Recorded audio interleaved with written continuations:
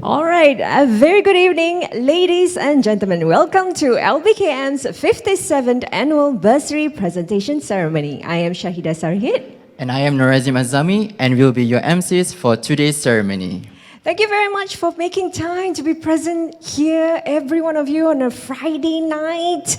Today, of course, holds a very special reason for all of us to be here. That's right. And before we begin, here are a few housekeeping rules. Please put your mobile phones on silent mode. Also, on important note to recipients, do also note that we have photography and video recording going on during the event.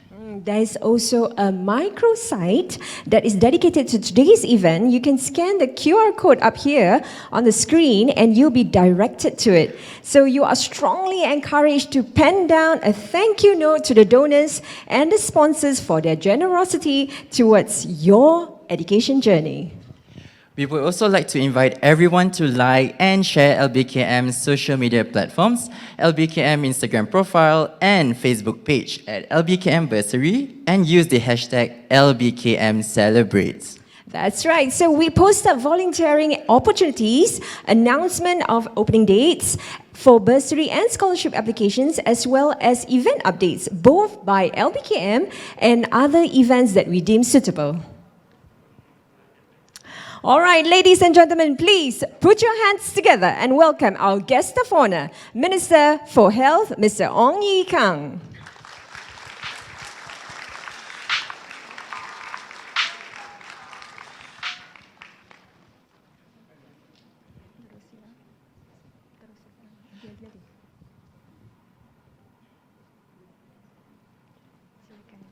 A very good evening, sir, and thank you very much for making time and for gracing our event today amidst your busy schedules.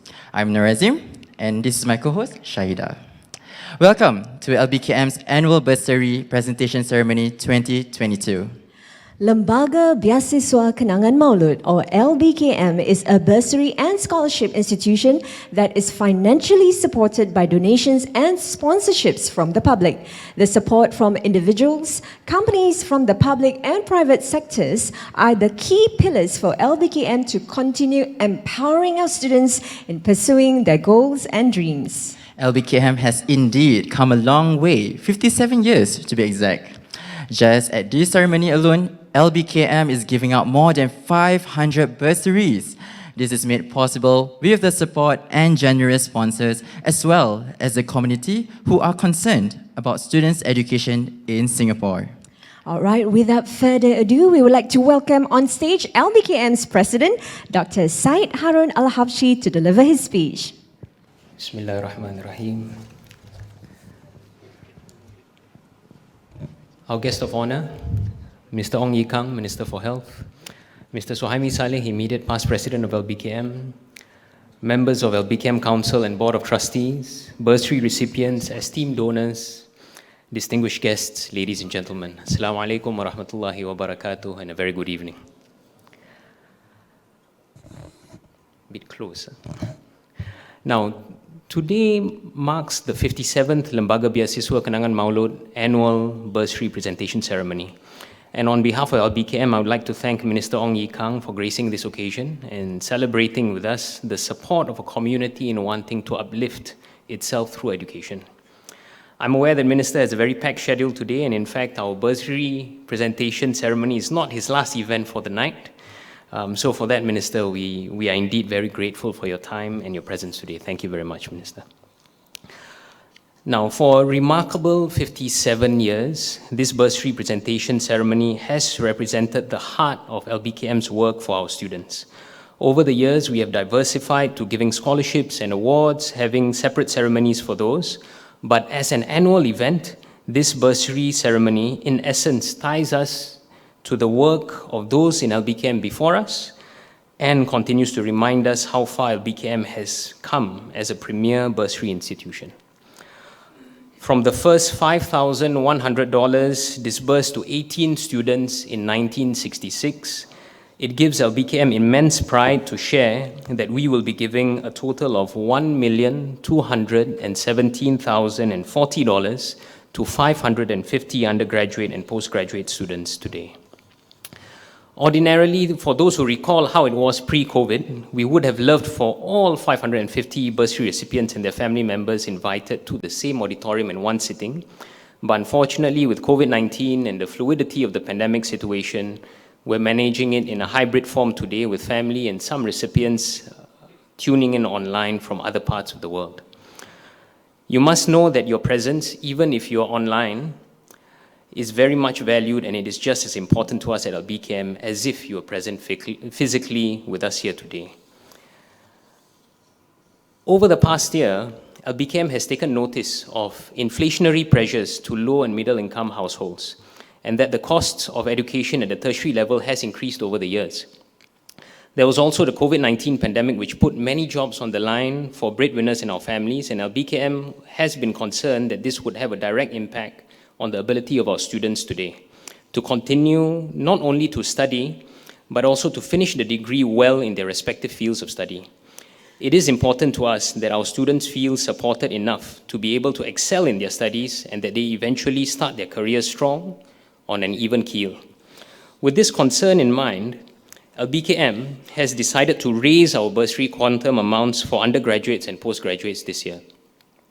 Instead of $1,800 to $2,200 for full-time undergraduates, we have increased the quantum to $2,500. Instead of $2,000 to $2,800 for full-time postgraduate students, we have increased the quantum further to $3,000. There are also tandem increases in the part-time studies as well, and all in all, the broad increase across all bursary categories range from 7% to 50% increase, and this represents LBKM's commitment to our students in keeping pace with your financial challenges, specifically in education at the tertiary level of study. LBKM has also seen a 12% rise in applications for students pursuing part-time studies at the undergraduate and postgraduate levels. This is an area that is growing as more individuals in the community strive towards lifelong learning, as per the government's encouragement.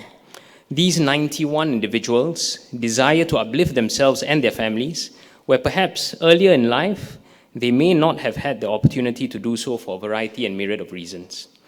Out of necessity, they concurrently work to support themselves and are often married with children or other dependents to care for at the same time. They hustle at work in the day to earn their keep and then rush to classes and hit the books after office hours for months, if not years on end, while the rest of us are maybe winding down with our own families at home. In this bursary presentation ceremony, other than supporting them with our bursaries, LBKM also wants to celebrate their resilience and their determination. At a time when it's often easier for us to just focus on the here and now, this tells us a story of individuals who, in spite of their current circumstances, are forward-looking and in fervent search for opportunity and a better future for themselves and for family. For that, may I ask the audience to join me to give them a round of applause for the individuals on part-time studies, please.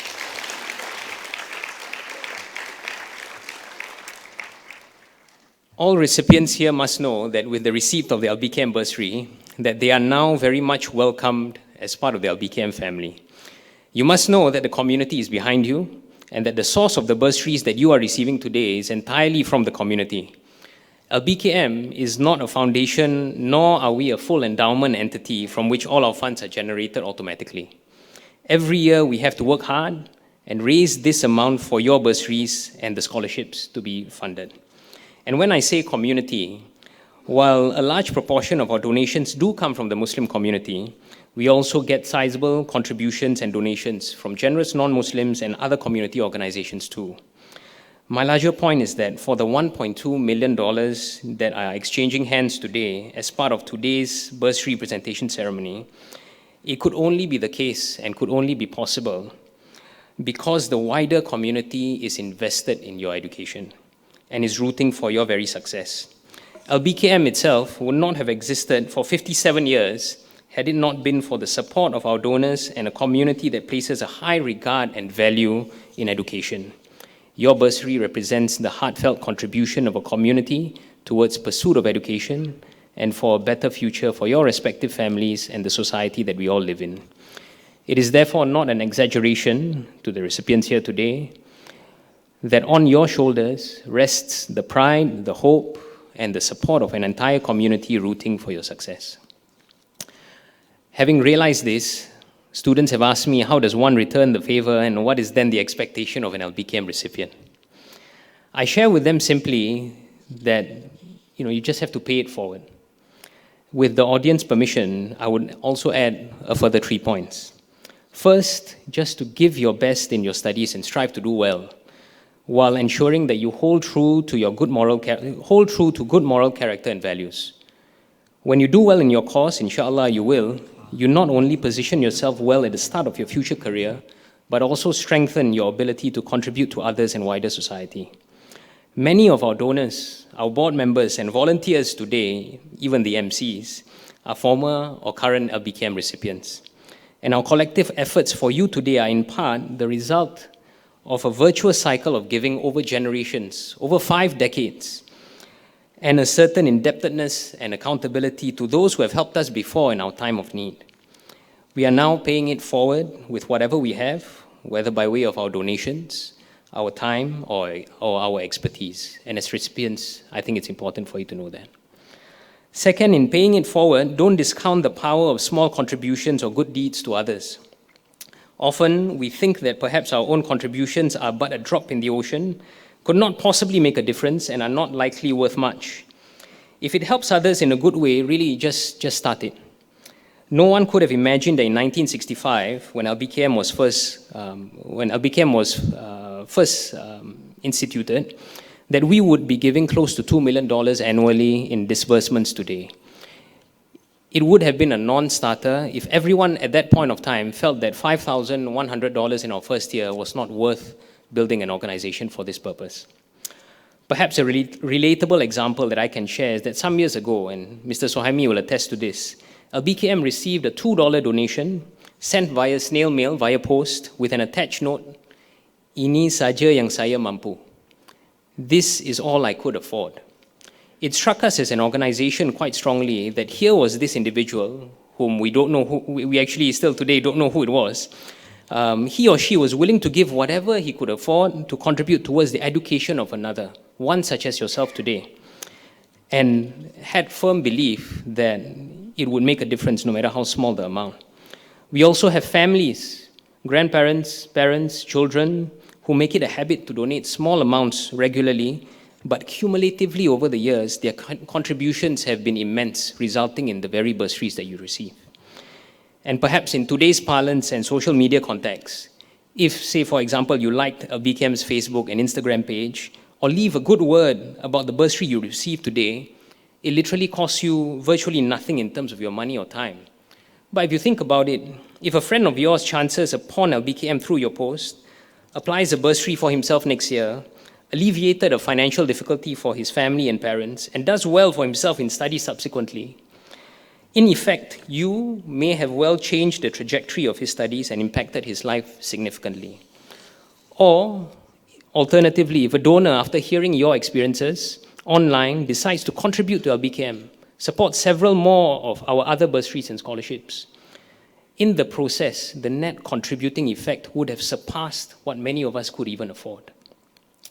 The point is to not preclude yourself from contributing to others and not doing good just because you feel it is too small or insignificant.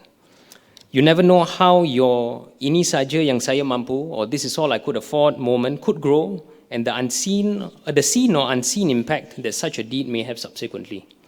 The blessing and barakah from a gift given in sincerity to others will return to you manifold in good time. The third and final, certainly not the least point, in paying it forward, contribute and participate beyond your comfort zone and current circles. LBKM's support in education thrives on the premise that education is the key to upliftment of society as a whole. While LBKM contributes to the individual's pursuit of education, the intent is not just nor does it stop at the individual. It's about strengthening the fabric of family, community, and society. This also means that in paying it forward, the LBKM recipient must look beyond himself and cast his or her net beyond LBKM too. Today, there are numerous organizations within the community represented in the ballroom. such as PPIS, PAT PM, Muhammadiyah, MTFA, Kasar Rauda, Perdaus, and Pertapis. We are also in the midst of creating volunteering opportunities for our recipients to contribute at the national level and beyond through our partnerships with Hardware Network and other institutions. There are ample examples of former LBKM bursary and scholarship recipients who have contributed far beyond themselves, and you can do the same too, locally and abroad, in public or private sectors, in religious or non-religious settings, and the world remains your oyster and playground. As an LBKM recipient, as you pay it forward, you must work towards improving the community and beyond. Before I end my speech, I would like to record and convey LBKM's deep appreciation to our donors, who have been the constant and have been very much supportive of LBKM's work, especially in spite of the 2 very difficult years with COVID-19.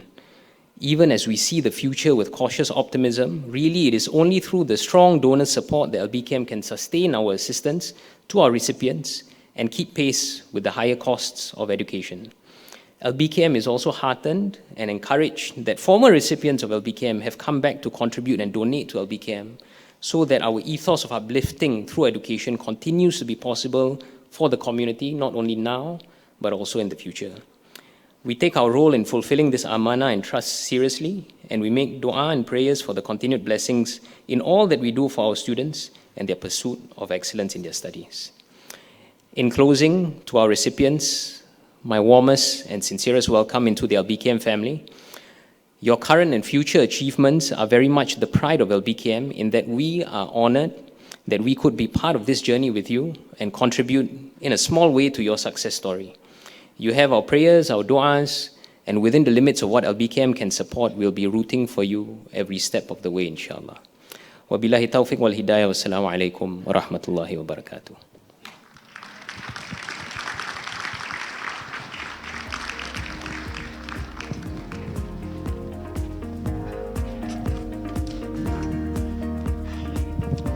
Thank you, Dr. Sheikh Harun, for the speech. I would now like to invite our GOH, Mr. Ong Yi Kang, to deliver his speech. Mr. Ong, please.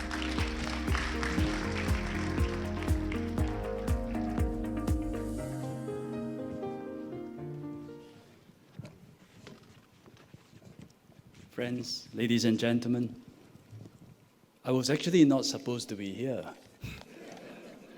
But it was a late invitation for various reasons. I'm very kind that LBKM invited me. So I found time to come here. So pardon me if I cannot stay throughout the ceremony. Pardon me too for not having any prepared speech. I have a few pieces of paper. It's not my speech, it's just for confidence. But just let me say a few well wishes in Malay first. Selamat malam dan selamat sejahtera para hadirin sekalian. Tahniah saya ucapkan kepada para penerima Derma Siswa LBKM tahun ini. Saya amat bangga atas kecapaian anda dalam pendidikan di peringkat siswasa dan post-siswasa di universiti-universiti di Singapura dan juga di merata dunia. Saya harap anda akan berusaha dengan gigi dan mencapai kecemerlangan. Syabas dan terus berjaya. Let me now switch to a more comfortable language in English. As I have not prepared anything, I thought I'd talk about the World Cup. We're all watching, I hope. It's an amazing World Cup. Amazing World Cup. Japan has topped the group that is toughest. It beats Germany 2-1, then beat Spain 2-1. Somehow lost to Costa Rica, but still topped the group, knock out Germany. Morocco topped the group. It beat Belgium, I think number 2 in the world, 2-0, topped the group next round. And then beyond that, we saw Saudi Arabia beat Argentina. I heard everyone gets a car after that. Who else? Tunisia beat France 1-0. I thought this is an amazing World Cup. I never seen so many upsets, you know. I like the French team. I like the Argentina team.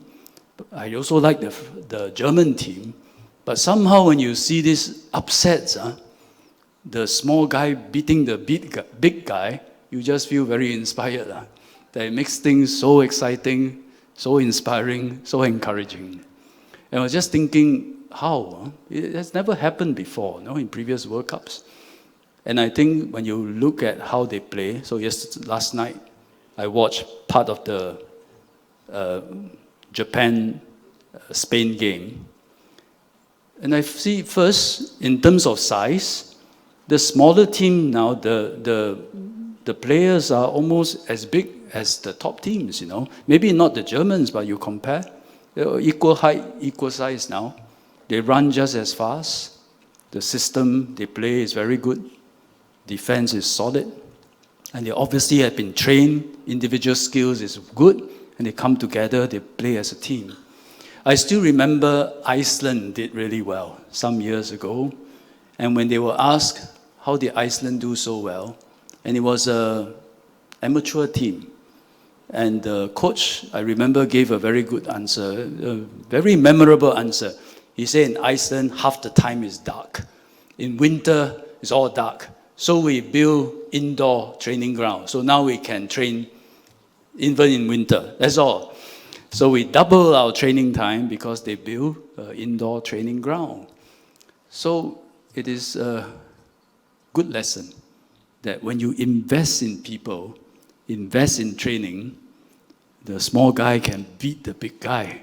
Maybe not yet become world champion, but maybe one day we'll get there. Start by beating some of the big guys against the odds. Which is why I find all these years, I spent a few decades in my career, people may not know the large part of my career I spent on education and training. And this is something I truly believe in, which is why when you ask me to come to LBKM, I cannot say no. Because this is ultimately what uplifts people. And I know today's the bursary go out to families, which is a bit more vulnerable, maybe lower income, but I think it's through investment in education. The system, the whole education system, plus individual community efforts like this, we can uplift the small guy to beat the big guy someday. And I think LBKM has a long history in this. It's not quite the work you involve in, but actually you were the ancestor of Skills Future, right?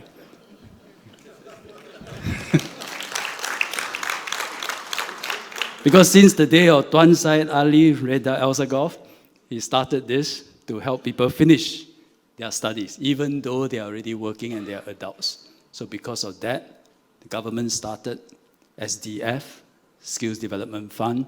From there, we started Lifelong Learning Endowment Fund. Then we started WDA, our CEO. That's when I met Mr. Suhaimi. And then today, Skills Future. All started LBKM.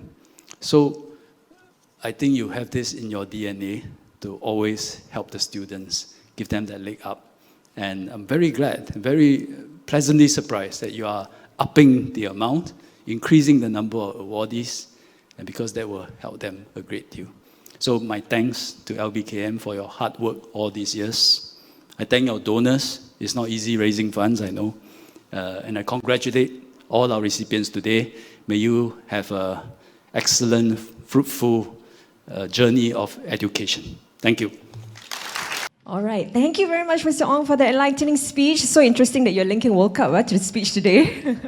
Okay. All right. Now, we will like to invite, yes, our president's already up, Dr. Syed Harun, to accompany our guest of honor for this next segment. Now, we have reached the highlight of our event, the LBKM Bursary Presentation Ceremony. Upon registration, you would have received a card with your name on it. Please ensure that the card is always with you. When it is your turn to go up on stage, please present the card to the official at the front of the stage. It is very important that you do not lose the name cards. First up, from SUSS, Muhammad Zuhail, son of Ziyavuddin.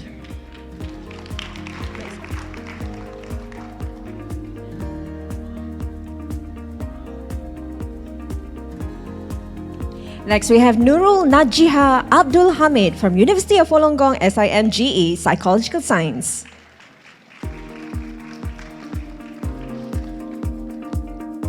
Next up from IIUM, we have Ahmad Basit bin Muhammad Arif.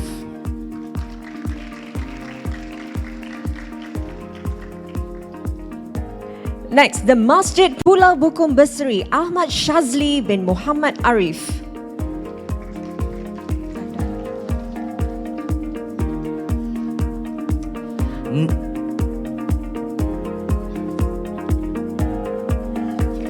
Next up from NUS, we have Famida, daughter of Abdul Hai.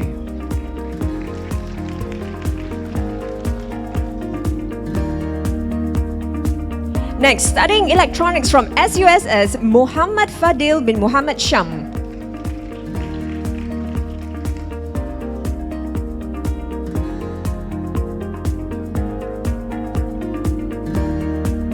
Next up from Murdoch Uni, Captain HE, we have Umar Abdul Aziz bin Hasnuddin.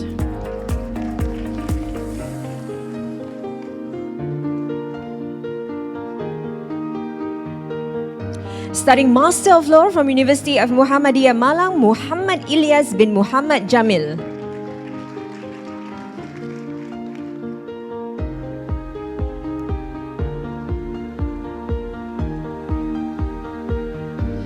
Next up from University of Wollongong, we have Ari Shukri bin Muhammad Nordin.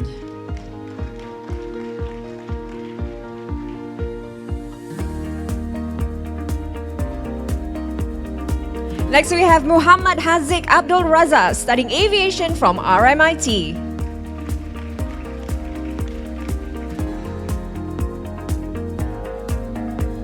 Next up from NUS, we have Muhammad Zakir Haziq bin Muhammad Patzal.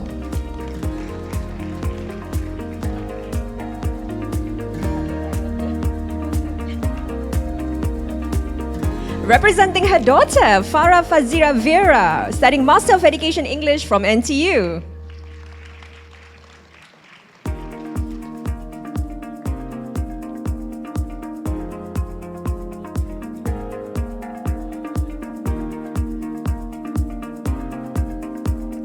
Next up from RMIT Uni, we have Nurul Arifah binti Ibrahim.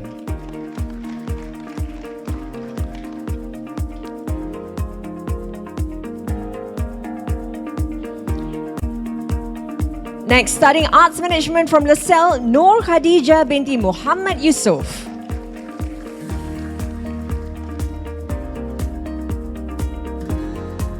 Next up from SUSS, we have Sharifah Raukatus Sorfina binti Sheikh Khalid.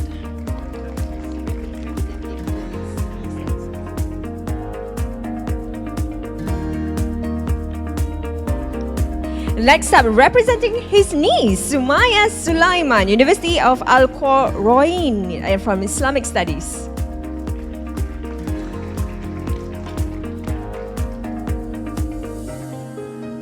Next up from Al-Azhar Uni Sharia, we have Anisa binti Muhammad Sandise.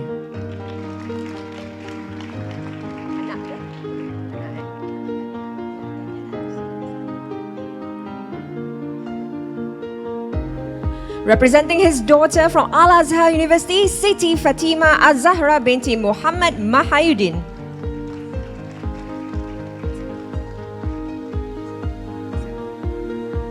From NTU, we have Nur Afika Farhana binti Zainal Abidin.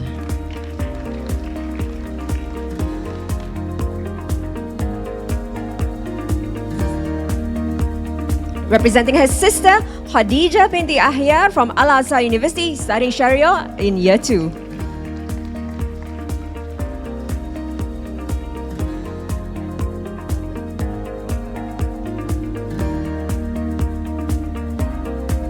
Okay, next up, representing her daughter, we have from Al-Azhar Uni, Nur Hadira binti Nur Azman.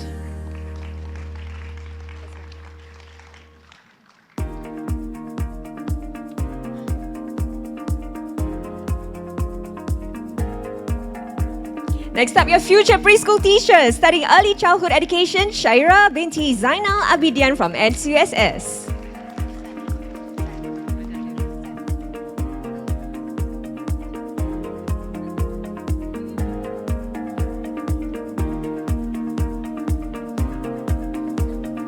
Next up, representing her son from Uni of Adelaide, we have Muhammad Al-Fatah bin Jalaluddin.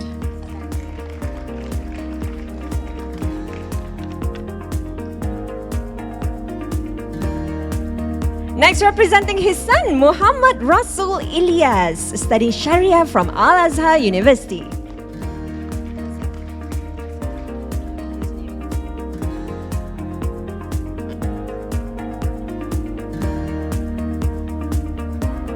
Next up from Murdoch University, we have Siti Atifa binti Rosli.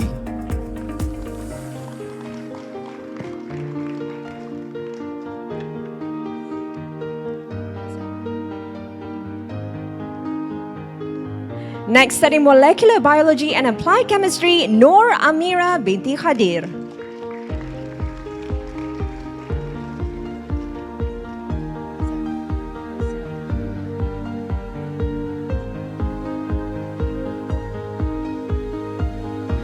Next up from Muhammadiyah Islamic College, we have Samira binti Muhammad Taufik.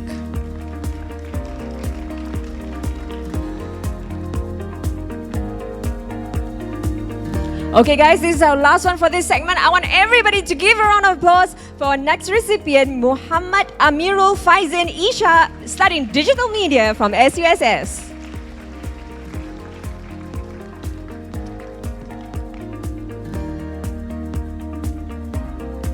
All right, thank you very much, sir. Now we would like to give our sincerest thanks to our guest of honor who took the time to be with here today, our president representing a token of appreciation to our GOH. A round of applause, ladies and gentlemen.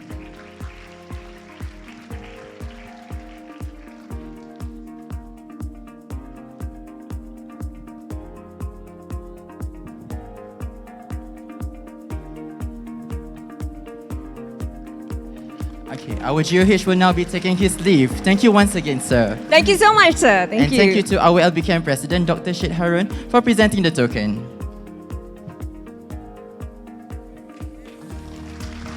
A round of applause once again for our GOH. Thank you so much, Mr. Ong. All right now we will step away from the formal ceremony into a segment where we call #CakapCakap. This is the engagement session that some of you might have been familiar with over the years. It has been a usual practice for us to invite personalities such as content creator Hafiz Rahman from Bonda Beda and TikToker Zaki Hussain to discuss methods that are current and relevant, such as mental health and the dark side of social media. And this year, it is no different. And this year's topic will be titled, For You Page, Is It Really For You? So I guess this is where we switch roles, right? That's right.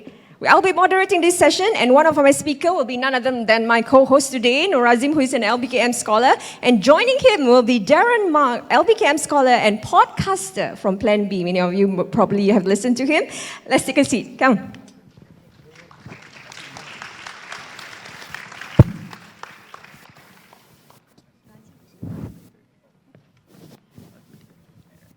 Okay. So now all right, so today's topic, it's about #CakapCakap LBKM For You page. Is it really for you? Now, we know how our lives revolves around social media. Tell me, there cannot be one day that we never actually scroll our Facebook, our Instagram, our TikTok, just to find out what is everybody else in the world doing, right? So sometimes our thoughts, our perceptions, and the news that we consume on a daily basis are shaped by what we see, what we hear, or what we watch on these various social media platforms. So today's topic, we want to find out, For You page, your FYP, is it really for you? I want to ask Darren today, maybe some of you, how many of you here actually listen to Plan B? Raise of hands. Anybody? Raise your hand. Oh, of course, Ustazah. Ustazah is part of that. Anybody else? Okay, maybe there's some shy. Oh, there's some people in the crowd raising their hands. Okay, Darren, maybe when you curate content, how do you ascertain that a certain content is actually beneficial for your listeners? Do you actually read into the data, you analyze them, then you see, oh, you know what? Oh, this is what my followers like, what my followers dislike. Or do you just, follow the Malay slang, go je, any content can? Okay, so first of all, Assalamualaikum everybody. Just by way of introduction, right? Like I'm Dermak. I do this podcast. So not that many people here maybe have. I mean, apparently not that many people here, but we are a news podcast. So actually, what you're asking, right, about is it really for you? Is it something that algorithms manipulate? Because that is kind of what we do, right? So I'm involved in a sense, the crafting of narratives. So nowadays, we all know that news is something that is fed to us, not just through mainstream media, which is, like last time your TV, radio, but nowadays, podcast is also one major part of how some people get their information. So I've been told this. So you're asking about whether we get feedback, and we do. We listen to some of our listeners, they DM us, they tell us, and in fact, recently we did a survey as well. So we actually do gather, like, what do people like to listen to? Some people like news. Some people get very bored by news. Some people don't care because, there's just too much bad news. Unfortunately, nowadays, if you open up any kind of news, it's just a lot of bad things after one after the other. And for some people, it really gets very tiring. So we've actually been starting to move away towards more just, lifestyle and maybe getting interesting personalities to share their own stories.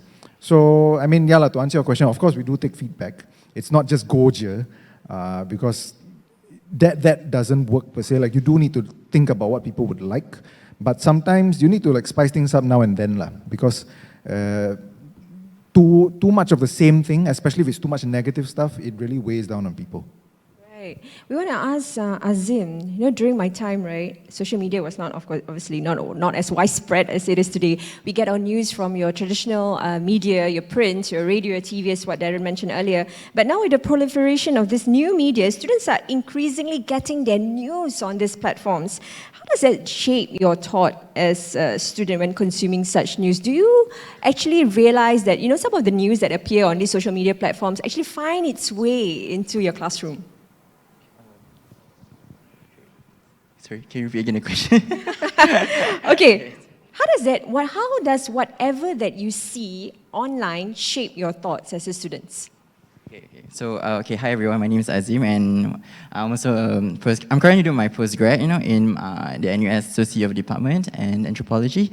So basically, you're asking how does it shape? I think pretty much it's inevitable. It would definitely pretty much when I wake up or etc. There's definitely every kind of content that will TikTok, Twitter, Instagram, you name it. But I think at the end of the day, it's just as a student itself, I think, especially during this time, I think everyone can relate. Whoever the young students in my cohort right now is like, we are living in a period where it is a privilege to be exposed to a lot of knowledge, but it's also a price to pay. We have to be very critical of things. But yeah. A lot of content that I got is because I'm doing on-stroke caregiving. So pretty much like all these YouTube videos or Twitter that I meet of caregivers, actually there's a lot of them. It's been very useful in whatever that I study. It's also good in networking for sure. Yeah. But sometimes the topic can be quite polarized, I would say. So we cannot take it as literal as it seems, to see. Sometimes people can be like what you say, there'll be a lot of bad news, etc. Yeah, so I think it involves a lot of evaluation itself, yeah. So does what you view, you read, or what you watch, does it find your way into your classroom? Is this a point of discussion? Yeah, for sure. Usually nowadays, because I myself am a teaching assistant now, so pretty much students like to refer to TikToks.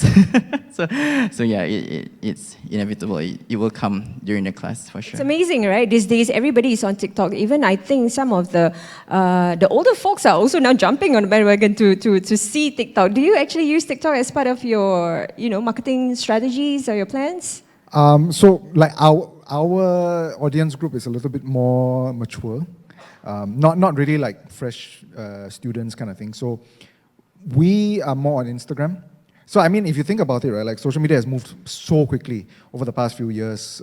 TikTok is very much a very, very young person media platform, right?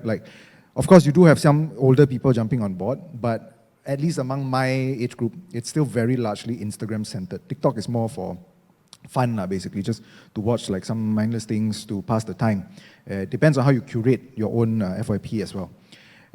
So I think I do use TikTok, of course. I do like see funny things, but I personally don't use it to consume news, because I mean, like you said, like you have to be very aware of the fact that your algorithms can be manipulated, and which is how I think some of the more savvy ones here would even have curated their own FYPs to make it such that, maybe you only get cat videos, or maybe you don't get so much of the doom and gloom stuff. You just want to see things that make you feel good, make you feel happy for maybe like, I don't know how long people are on there for. So yeah, I think I do use it, but not for news. I think because when it comes to things of import, like things of informational nature, you do need to have a bit more sense of where you're getting this information from. If you just get a hot take from Twitter or from TikTok, for example, you always have to be aware. Whoever is making that TikTok is manipulating that story in some way. That is a given, yeah. Actually, what you say is true. For those of you who don't know, I am actually also a correspondent with Berita Harian and podcast editor as well. But we realize that, although we are in a traditional medium, we realize that we also need to, get yourself involved in all these social media. So what happened is for us, right? I guess because of the various social media platforms and the group that actually follow these various social media platforms. So when we have content for Facebook, even though it's all the same content, but we curate it differently for different social media. So for Facebook it's different, Instagram is different, TikTok is different, but essentially the news is still there. So that's what we have to do, at least for traditional media. So for Darren, I just also want to find out, can you share what are some of the skills, whether hard or soft skills, that is required to create content online today? Okay, so because I remember, like you were asking about soft and hard skills. Hard skills, of course, it's a given. You need it.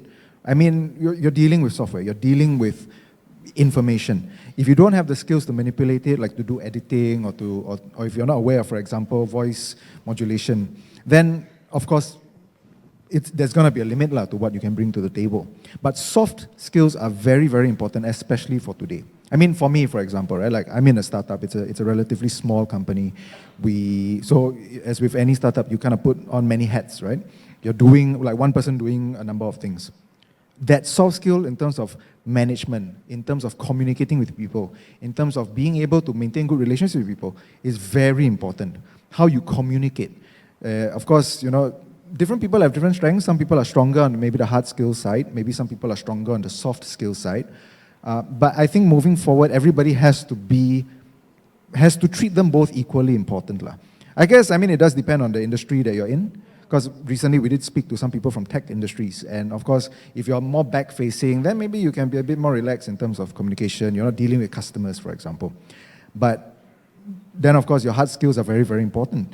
But if you're anyone who has any kind of relational aspect to your career, you're dealing with either customers or you're dealing with your employees or you're dealing with people who are either above or below you, soft skills, very, very, very important. Okay, very good advice there. We just want to, next portion of this segment, I wanted to ask about not letting your guards down. As a tertiary student, Azim, who is constantly relying on online sources for your news, your current affairs, your references, what are the red flags that you need to look out for when you see fake news or, like you say just now, polarized opinions on a certain matter? Okay, so even before we start talking about whether it's like fake news or even biased opinion, I think it's very important to first recognize that all this information is produced by individuals. Individuals are imperfect. So then they are shaped by their own circumstances, their own experiences. So even the concept of opinion and news itself is really like subjective. It's really like flawed. So in a way, but I think back to your question itself, the things that I would look for is mainly first, it tends to sensationalize negative emotions. For instance, in terms of people's anxiety, so in terms of people's anger. So usually, like when once a source, or usually Twitter, I like to refer to Twitter because Twitter has all the drama. yeah, usually when it's too negative or something, I start to be a bit more skeptical, or even sometimes during article journals, academic, sometimes when it's not nuanced, because nuanced in the sense that it's not just about their own perspective, but usually when it's from like just a one-sided argument itself, that is something to consider. Yeah, so those are the two things that I would roughly look forward to. Yeah, actually very easy, right? We want to talk about this. Even right now, I think just a couple of days ago, right, the 377A repeal was tabled in Parliament, it was debated, and of course there's news coming out about that. And I think critical minds will be able to see that, as with any kind of debate of that kind of nature, narratives will come out. And it's a question of who is spinning those narratives for what end.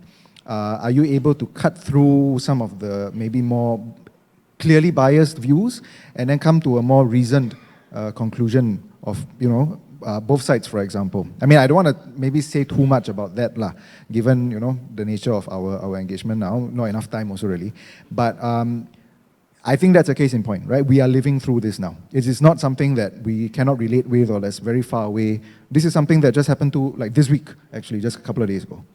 So I guess at the end of the day, you guys have to be a little bit discerning when, accepting or consuming such news. I want to understand, as a content curator, I understand that you're an alternative media and, some of the views that express are of your own. But having said that, despite the freedom that alternative media offers, how do you ensure that the views or discussion that you have are done responsibly? For example, perhaps you don't step over things with regards to race and religion, perhaps. Wow. How can I say this?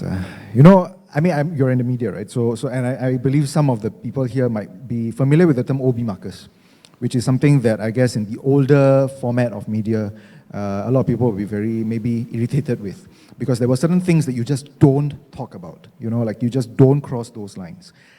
Alternative media, like you pointed out, is very different. We do cross those lines, in fact, but how we do it is another issue, right? Over with us for our show, it's not that we believe that we should not talk about those things. In fact, we do often talk about those things. It's a question of who raises the point, and how do you, in a sense, make that discussion not flat, because if everybody just go there and hold hands and sing songs, right, there is no weight to the conversation, right? For example, race. I believe this is something that, we're very familiar with over the past few years as well. It came out, right? And there were emotions. People were angry. People were furious, in fact, at some situations. We talked about it, but we recognize that this is something that needs to be sensitive in the sense of we need to be, of course, not inflammatory. We cannot be like, wow, let's go out and make some havoc on the streets, for example, or to condemn an entire group of people just because of certain things that happened. But we also cannot just say that, oh, no lah, we got a problem. No lah, this is Singapore, everybody holds hands and sing songs and everything's fine. So that's kind of the approach that we take. We are able to curate it in a way that sometimes we shout, sometimes voices are raised, but the fact is that you can still have a conversation. So when you raise voices or when you're having a heated debate, it's not empty. It's not just emotions throwing mud at each other. It's, I have a point that I want you to hear. Can you hear it? Can you hear me? Are you willing to hear me? And sometimes we do that. Of course, that's the show. We have certain personas that we are aware that we are holding on to. I don't talk like that in real life. So it's a show line then, right? It's great that you don't discount the issues that's happening, among us in our community. But at the same time, you're throwing it out, but doing it responsibly and, hearing each other's opinion, basically, on the issue. Azim, when you are faced with, like you say, misinformation or polarized opinion, biased opinion, what are the effective line of defenses that you do to protect yourself from those misinformation? So first, of course, it's really important to verify the information itself. You cannot just verify to who? Verify ourselves. Who is this information from? Ultimately, who this person is, it matters a lot. For me personally, I would actually do Google check on that because that's something that interests me. Especially because I have to read a lot of things every day. so ultimately, dealing with misinformation itself, it is first important to to do like your research of the people themselves. But ultimately, the most casual way is to, I think like what Darren says, is like to really engage in a conversation with the people around you. Yeah, because sometimes you can be biased. You want to see things that appeal to you. You know, yeah. I mean, we are human, so we naturally want to information that kind of fits our narrative. But I think this is where like having a robust, a safe space to talk like this matters a lot, because sometimes that will reveal our own biases, and also kind of like make you realize that, oh, okay, perhaps this narrative is not as straightforward as it seems, you know, as mentioned within this source of information that we say. So yeah, those are the two things generally. Very good. Always verify your information, and you can always verify from your traditional media, i.e. Berita Harian, because we always check our facts. Okay, next one. How about you? How do you have this, what are the effective line of defenses that you use in order to prevent misinformation that you discuss within your group? Of course, I mean, Google is everybody's friend nowadays, right? So you Google, and oftentimes that is, I wouldn't say like 100%, but it is helpful. You at least see that there are different ways of angling it. So interestingly, in the US, there's actually, because you know, the US is a lot more polarized than us, right? Like way more. I just spoke with an American a few days ago, and I asked, is it really that bad? Because the news keeps saying that America is such a polarized society. And she said, yeah, actually it really is. Depending on which town you're in, for example. We are luckily not there yet. But because of how bad the situation is there, there's actually been some news platforms where they aggregate news. So they actually pick out channels, for example, like is this slanted to the left, is this slanted to the right, and then they have a host. So when you open up the app, it's neutral, but you can actually see this particular story, who covered it, from which angle. Are they left-leaning? Are they right-leaning? And then you can make an informed decision here. We don't have this here in Singapore because we don't really have this left-right divide in Singapore. But I think being able to see different sources for the same news is very important. And then making up your mind from there. Just because you consume, for example, Straits Times doesn't make you, you know, I mean, among some circles, they say that this is like state media, right? So it doesn't mean that you are 100% state propaganda kind of thing. But at the same time, just because you consume alternative media doesn't make you a purely Oppo person, for example. Is that you must be mature enough to read from different sources the same story and then come to a conclusion based on that. Very good. Next one, we want to talk about the skills that's required for the future. How does a skill in creating content online or understanding how the online media works give actually one an advantage when applying for a job? I guess many of them are, you know, coming to year 3 and stuff. Do you have any advice for them? I mean, it's 2022. We're almost coming to 2023. If anything, COVID for the past 3 years has really taught us how important tech is moving forward, how important social media is moving forward. Any kind of business that you're in is going to have to deal with social media for marketing purposes, for communications purposes. So familiarity with how this works is going to be, I mean, I've said the word important like so many times already, but yeah, it's going to be very important. There's no running away from it. Because welcome to the new world, for better or worse. And in fact, for some people, it might actually be worse because it's more shallow. I mean, arguably, right, for some people, they say it's more shallow, it lacks nuance, it's a lot more face value. This is where we are, unfortunately. Maybe, you know, the young people, I'm quite old now, maybe the young people are the ones who can find a way to go around it. Maybe they can make social media nuanced. Maybe they can make social media go in-depth. For now, we don't. In fact, our attention spans has really reduced a lot. You can't have very nuanced and deep understanding of topics based on a 1-minute TikTok, for example. You just can't. For yourself, Azim, from your experience from some of your peers, skills in social media, perhaps social media marketing is something that you think employers are looking out for these days? I'm not so sure about skills, but definitely social media helps in terms of opportunities, in terms of like exposing, I mean, I have friends who actually found, not say jobs lah, but at least a chance to go to event interviews through, surprisingly, Instagram. Instagram? Not LinkedIn, eh? No, and LinkedIn. Okay, LinkedIn is a typical. Okay. But yeah, there was one Instagram. Yeah, someone just approached him or her. So it's very interesting. I don't even know how that was possible. But of course, now that you mentioned LinkedIn, LinkedIn is actually very useful.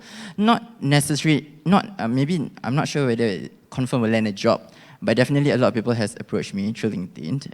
Yeah, and also some of my friends. And that kind of helped And the algorithm is designed in such an interesting way that it I don't know, it just exposes you to a lot of things that even that you cannot even think of, like organizations that you don't even think of.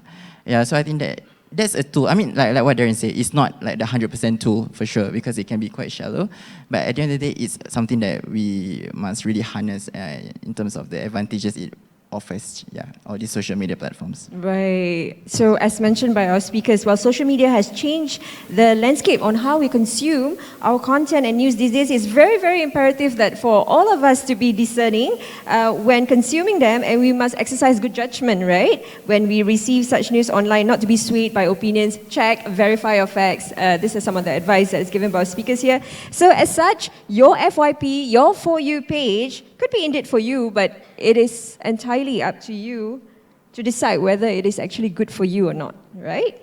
Okay, with that, we'd like to thank both our speakers, my co-host Nora Azim and Darren, for such an insightful sharing for this discussion. Thank you very much. I hope it's also beneficial for everyone that is listening in today. So now we will get back to the next segment. So Azim, get back your mic. All right, we will now resume the bursary presentation ceremony. As mentioned previously, a microsite that is dedicated to today's event is up, and you can scan the QR code, as you can see, on the screen above me to be directed to it. You are strongly encouraged to pen down a thank you note to the donors and sponsors for their generosity towards your education journey. And now, I'll pass the mic to my co-host, Saida. Okay, thank you so much. We would now like to invite Chairman of the Board of Trustees, Professor Hussein Muttalib, accompanied by Mr. Muhammad Hamizah Abdul Hamid, Executive Director of LBKM, to present our next award. Representing his daughter, we have from SUSS Radhia binti Rahmat.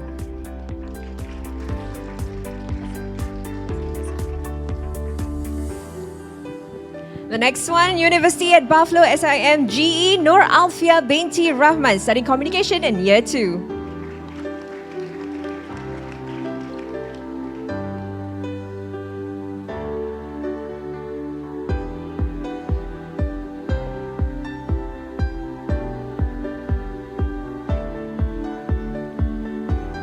From University at Buffalo, we have Sarah Emiliana Elijah binti Muhammad Maidin.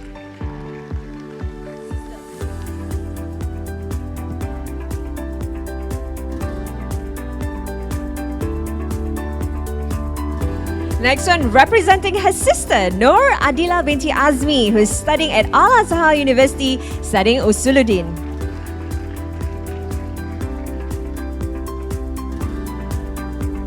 From UKM, we have Umi Hufaiza binti Abdul Hamid.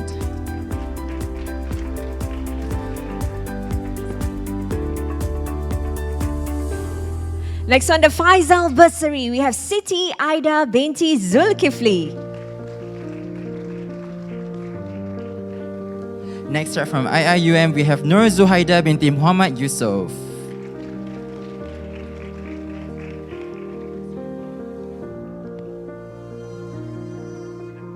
Also from IIUM, studying Fiqh and Usul Fiqh, Nur Aini Mufida binti Jasmani. Next up from University of London, we have Liu Yuan Chao Jaren.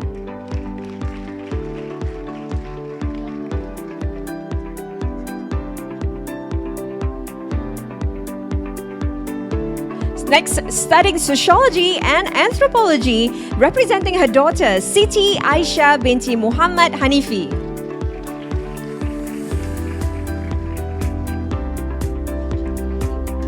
Next up, representing her daughter from University of Stirling, we have Safia binti Muhammad Rizal.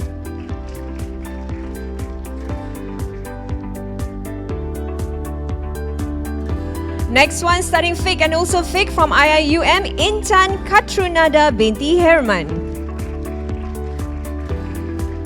Next up, from IIUM, we have Nur Sajida binti Abdul Aziz.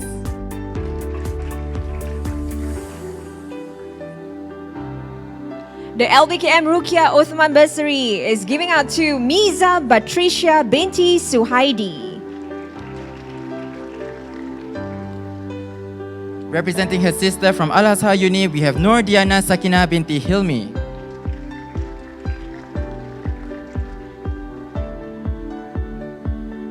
Next one, representing her daughter, Kula Sekaran Ajita from University of Glasgow, Medicine and Surgery.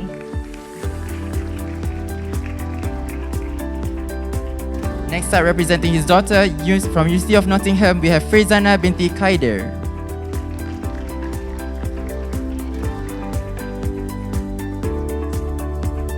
Next one, the LBKM Shahroz and Janaf Ghani Bursary 167, we have Amira binti Muhammad Azhar.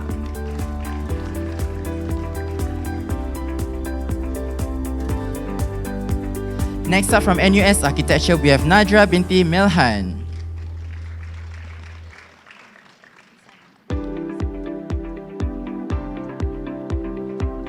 Next one, the Countryside Clinic and Surgery Bursary. We have Ahmad Shakir bint Muhammad Zamri representing his son. Next up, from SUSS Biomedical Engineering, we have Norfilia binti Hamdil.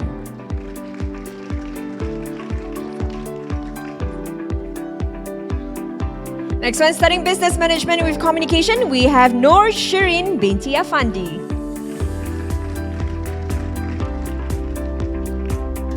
From Islamic History and Civilization, we have Noor Izzati binti Jasmani. Next, the Haji Abdullah bin Abdul Rahman Bursary, we have Siti Nashira binti Shahbuddin. From IIUM Pergas, we have Siti Nur Fatiha binti Hilmi.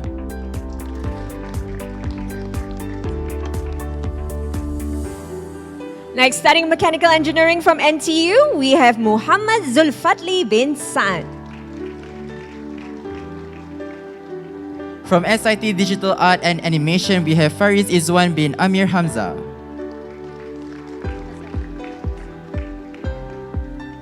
Studying Master of Fiqh and Usul Fiqh, next we have Siti Radia binti Hassan.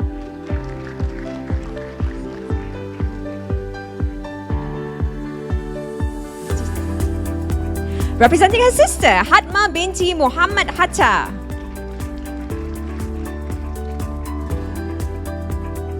From University of Wollongong, we have Muhammad Amir Akmal bin Muhammad Shahrin.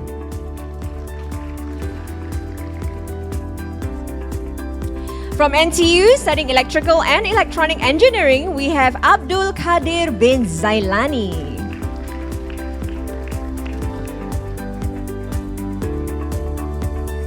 From NUS Mechanical Engineering, we have Aisha Munira binti Abbas.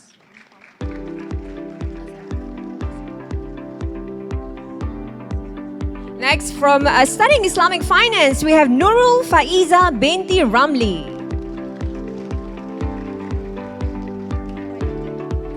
From University of Melbourne, studying Human Structures and Functions, we have Nur Shuhada binti Ahmad Burhanuddin.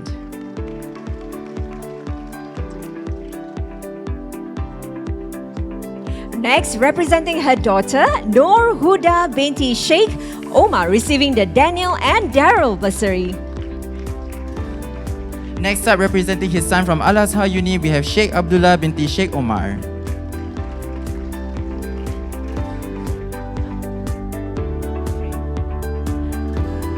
Representing her friend, bagus friend, Wasima Siddiqa binti Shuja' Ahmad from the Gulf Medical University, studying Medicine and Surgery. Next up, from Al-Azhar University, we have Farisha binti Abdul Rahman.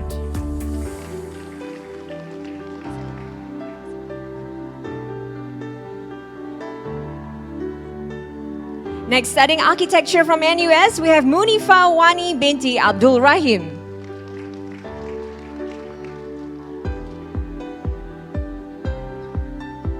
Next up, from SUSS Accountancy, we have Sharifah Humaira binti Sheikh Malakus Saleh.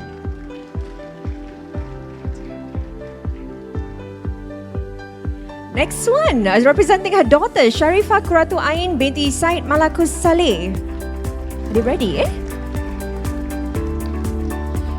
Next up, from Coventry Uni PSB Academy, we have Kumaran, son of David.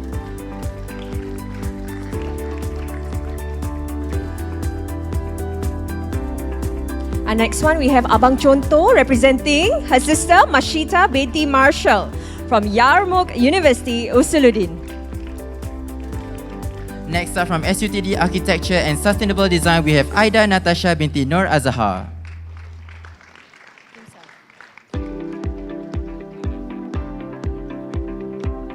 Next, studying digital media from SUSS, Rosalihin bin Rosli.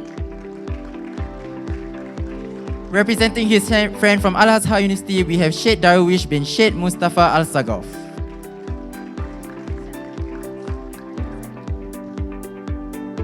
Representing his son from Murdoch University, Safa Ridwan bin P. Rahman.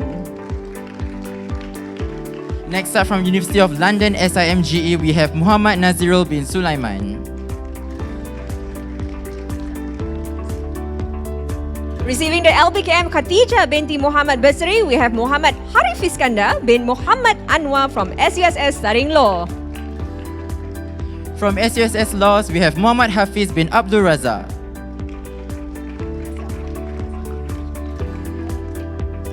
From Murdoch University Kaplan HE, we have Nurul Safwana binti Sukaimi. Next up, representing his son, from Sultan Sharif Ali Islamic University, we have Muhammad Arif bin Jamaluddin.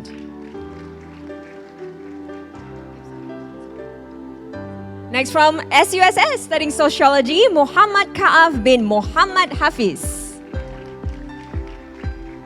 Next up from ERAU Asia, we have Muhammad Nur Haziq bin Norman.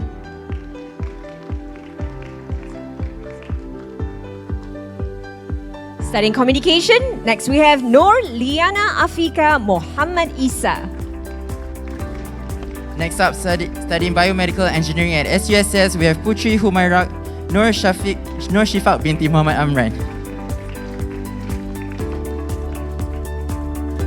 Next one, studying materials engineering from NTU, Yus Salisha binti Muhammad Zulkifli. Next up from SUSS Social Work, we have Azia Nadira binti Muhammad Nur Afindi.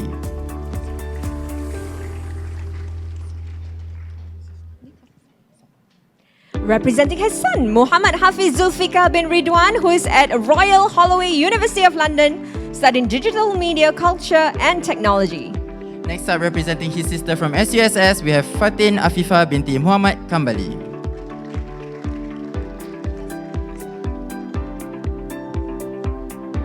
Next, studying anthropology and sociology, Nurul Sakina Hussain. Next up from NTU Economics, we have Nur Kamilia binti Muhammad Hashim. Dengan baju kurung, serba cantik. Next one, we have Hafifa binti Fazil. Marketing, studying at SUSS. Next up from RMIT Uni, we have Nur Amira binti Muhammad Suib.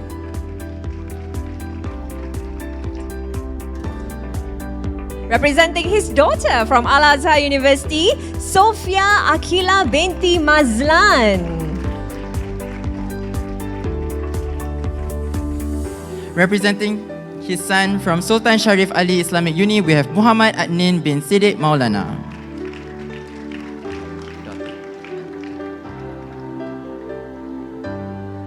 Representing her daughter, Noor Rauda binti Siddiq Maulana, also studying fiqh and usul fiqh. Silakan.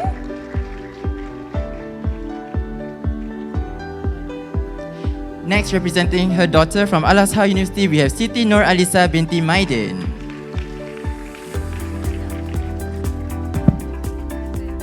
Studying communications, we have Sarah Liana binti Muhammad Aidid. Representing her cousin, we have from Sultan Sharif Ali Islamic Uni, Siti Khatijah binti Mustafa.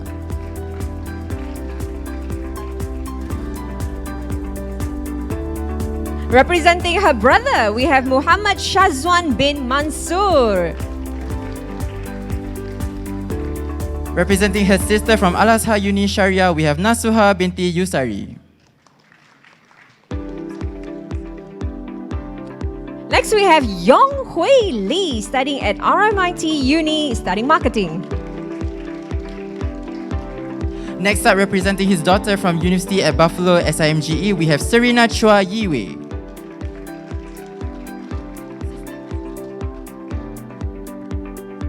Next, we have representing her sister, Noor Rashida binti Yahya. Next up from IIUM, we have Nurul Shafiqa binti Ibrahim. Next, receiving the LBKM bursary, studying aerospace system from SUSS, Muhammad Shafiq bin Afandi. Next up, representing her sister from Al-Azhar Uni, we have Nur Atika binti Sumantri.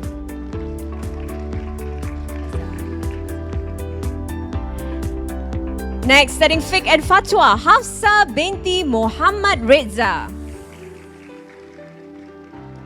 Next up from IIUM, we have Siti Kadra binti Hussein.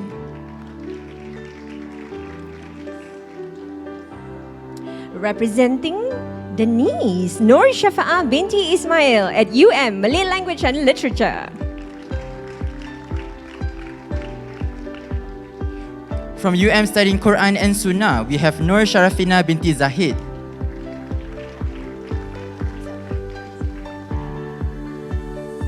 Alright, studying digital media from SUSS, we have Zamani Razali. Boleh nyanyi tak?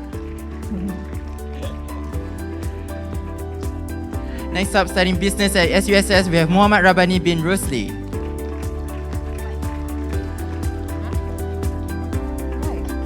This one, husband of the year, representing wife, Siti Aisha Abdul Rahman, University of London, Master of Religion in Global Politics.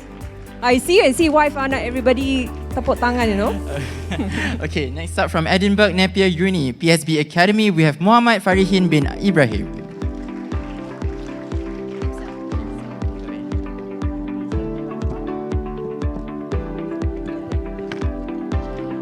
Next up from SUSS Social Work, we have Zaim Al-Muqsid bin Muhammad Kambali.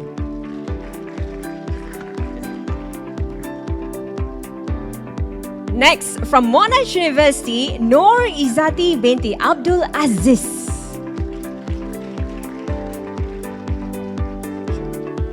Next up, representing his sister from Al-Azhar University, we have Umiya Yuni binti Ahmad Azari. Next one, receiving the Muiz Waris Bursary, we have Muhammad Hadri bin Hulaimi. Studying Arabic language and translation.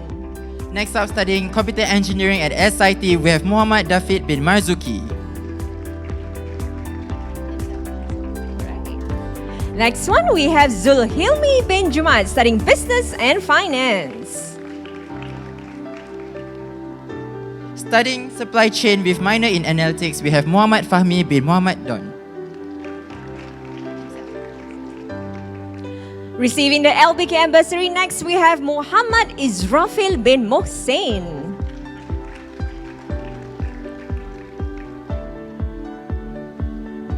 Next up from University of London SIMGE, we have Chua Hui Chi.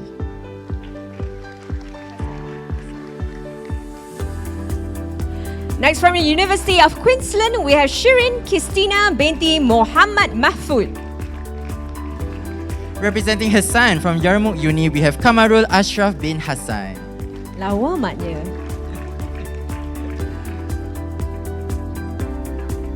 Next we have Hairil Amrin bin Joso, studying social work at SUSS. Next up, studying building and project management at SUSS, we have Lokman Mutakin bin Mahmud.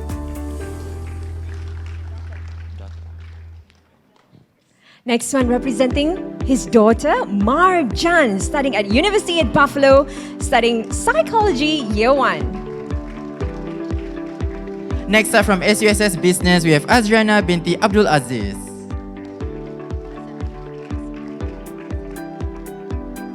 Next, studying data science and business analytics, year 3, we have Sharafana Begum binti Zuhair. Studying psychology and criminology from Murdoch Uni, we have Nurul Diana binti Azman.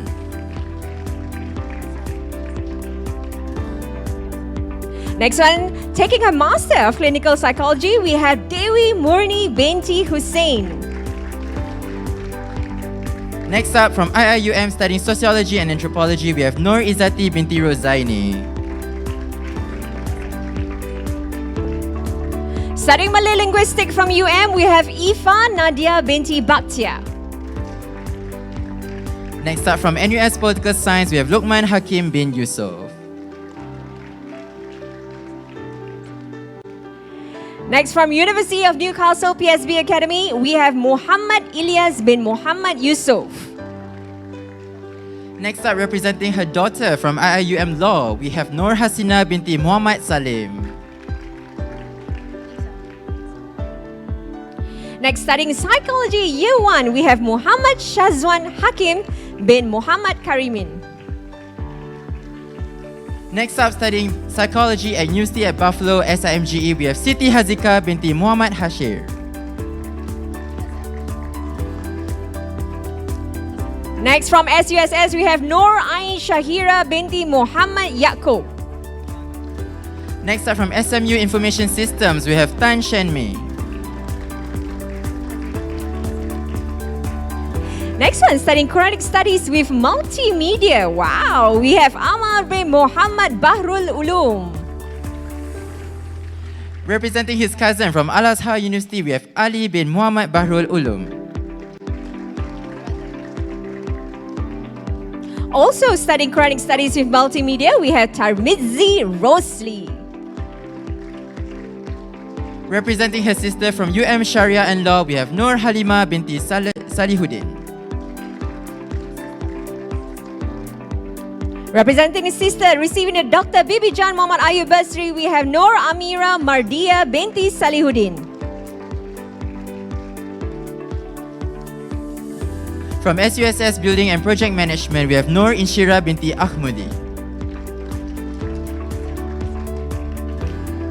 Next, receiving the Margaret Chan Lian Bursary, we have Ang Yu Lin Elaine. Next up from IIUM, we have Noor Zakira binti Sazali.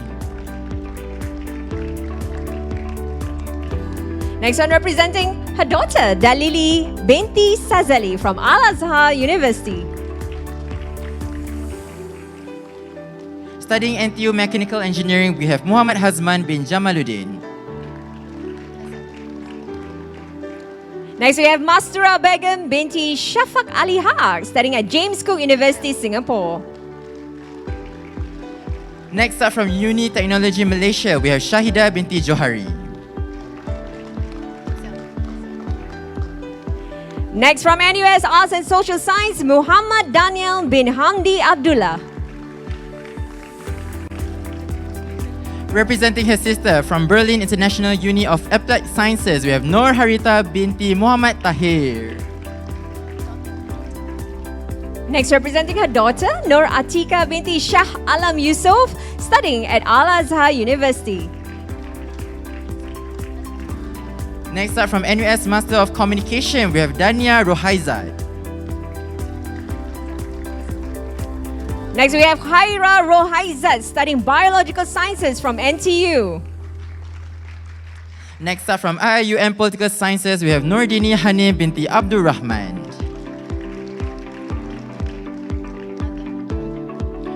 Representing a brother, receiving the Royal Ambulance Service Private Limited Bursary, Muhammad Firdaus Haq bin Mustafa Kamal. Alright, for our last recipient, Murdoch from Murdoch Uni Kaplan HE, we have Nur Sabrina binti Muhammad Toulouse.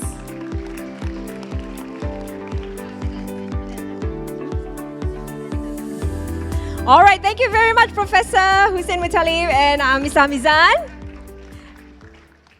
Next, we would like to invite President of LBKM, Dr. Syed Harun Al-Habshi, to present the next Bursary Awards. He is accompanied by Deputy President Muhammad Juanda Kamid.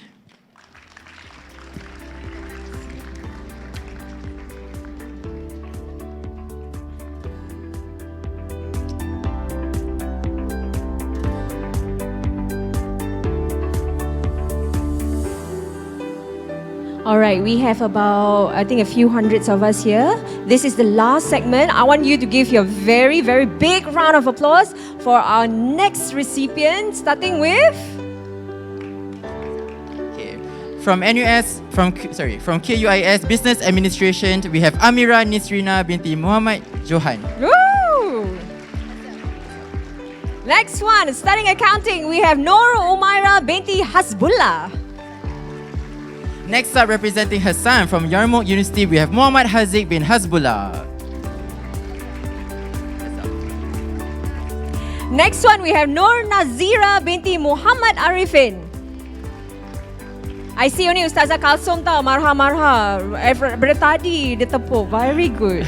Okay, next up, representing her sister from USIM, we have Atika Ilyani binti Sene.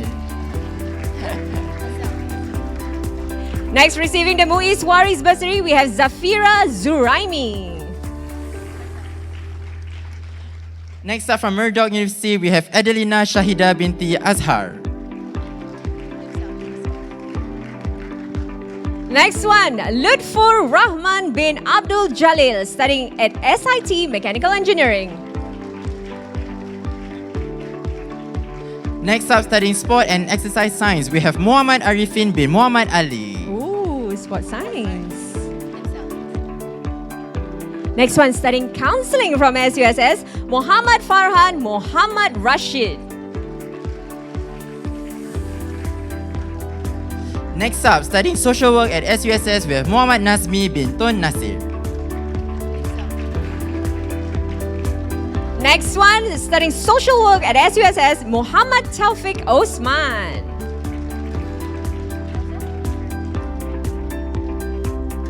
Next up, representing her sister, we have from IUM, we have Raudatul Jannah binti Muhammad Kahar. Representing her friend, we have Takifa binti Kasim. From SMU Political Science and Communication Management, we have Nurul Rashida binti Abdul Manaf. Representing her daughter, Nurul Fatiha binti Harman, studying at Yarmouk University. Next up, representing his daughter from UM Medicine and Surgery, we have Musamad Nazmun Nahar. Marha. Next one, representing her daughter, studying Arabic language and literature, Hasha Maria Shah Alam Yusuf. Next up, studying data science and business analytics at University of London, we have Muhammad Uwais Firas bin Farid. Next one's representing her son from NUS Architecture, Akil Ahmad Muhammad Fadil. Next up, studying psychology at University at Buffalo, we have Alia Muhammad Zaki Shirbini. Next, receiving the LBKM, Almarhum Muhammad bin Alamdin Bursary, Siti Hawa binti Yusuf.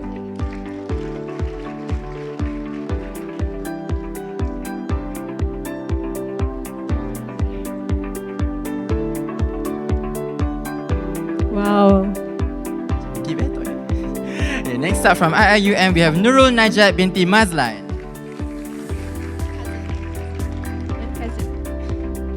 Next one, representing the cousin from Oxford Brookes University, Daniel Faiz Jailani.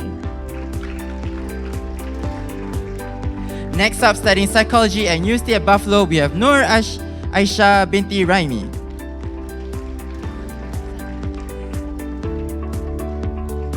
Next one, representing son Muhammad Faizul Adib Muhammad Taha, studying at Al-Azhar University.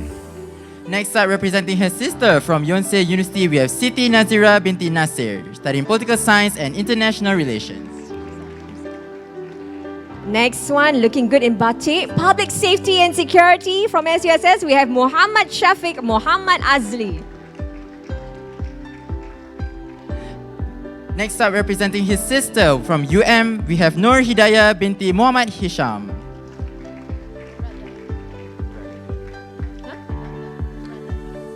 Representing the brother, Muhammad Hanif bin Abdul Latif, receiving the Muiz Waris Bursary. Next up, representing his daughter from Uni of Sunderland, we have Nur Inshira binti Abdul Razak. Representing his son, Ian Hafiz bin Muhammad Faisal, receiving the Muiz Waris Bursary.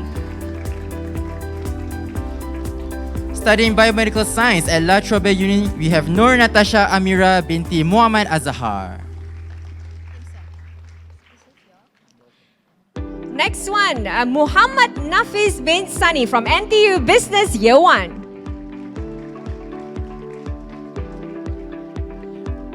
Representing his daughter from Al-Azhar University, we have Nurul Afika binti Ahmad.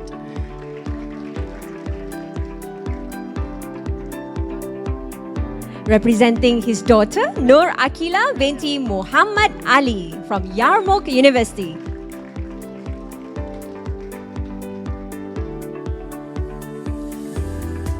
Next up, representing his brother from Al-Azhar University, we have Muhammad Hazman bin Abdul Aziz. Sempat Cik ambil gambar.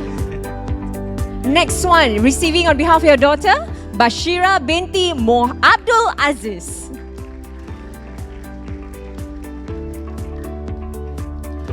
Representing his son from Al-Azhar University, we have Muhammad Farouk bin Muhammad.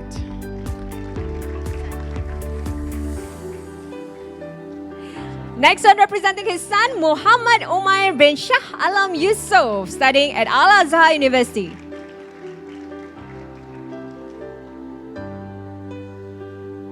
Studying law at University of London, we have Muhammad Faisal Marikan. Next, receiving the Masjid Qasim Bursary, we have Muaz bin Mustafa, studying Sharia at Al-Azhar University. Next up from IIUM, we have Siti Khatijah binti Mustafa, studying Usuluddin and Comparative Religion. Next, we have Noor Najla binti Muhammad Noor, studying Business Management. Next up from SUSS Social, we have Shao Li Ting.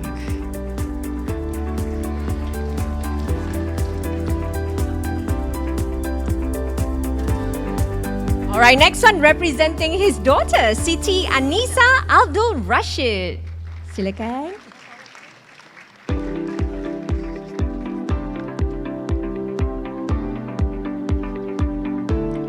From SUSS Building and Project Management, we have Zuraimi bin Zaid. Sister.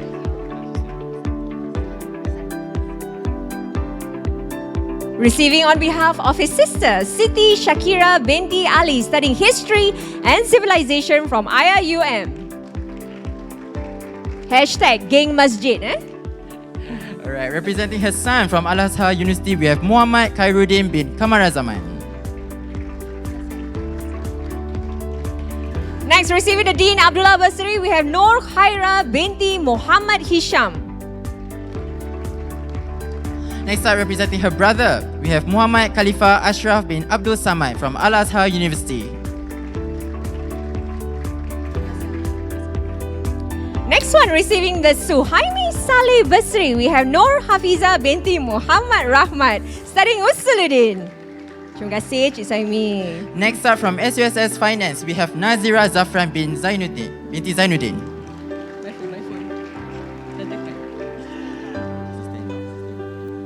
Wow, this one, best. Receiving on behalf of a sister-in-law, Amalia Soleha binti Isha from Al-Azhar University. Representing his sister from Sultan Sharif Ali Islamic Uni, we have Sajida binti Rosli.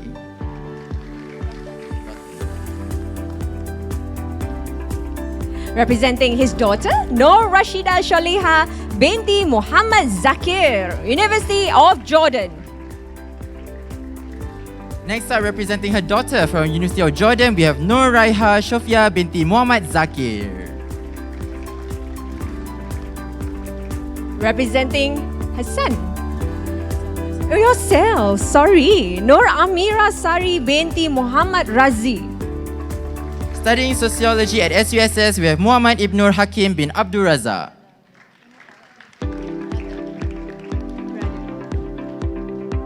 Next, representing her brother, Muhammad Aminuddin bin Muhammad Noor.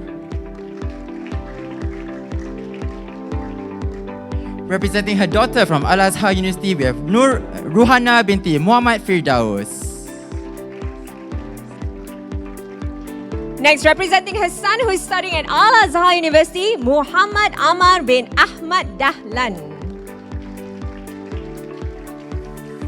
Representing his daughter from Uniscience Malaysia, we have Sharifah Zahra binti Alwi Alkaf studying Master of Cognitive Neurosciences. Wow. Next, we have Muhammad Sirhan bin Saharuddin studying at RMIT Uni Marketing.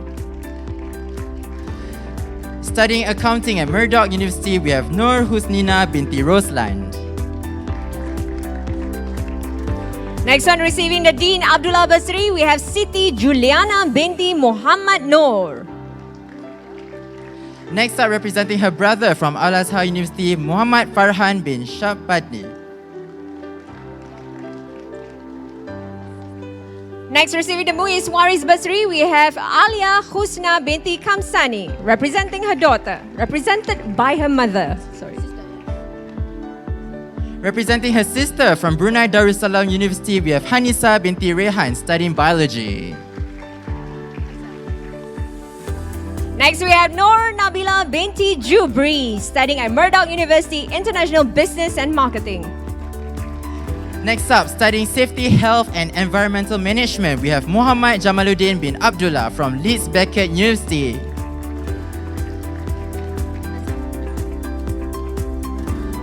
Next, receiving the Muiz Waris Bursary, we have Warda binti Nur Azni.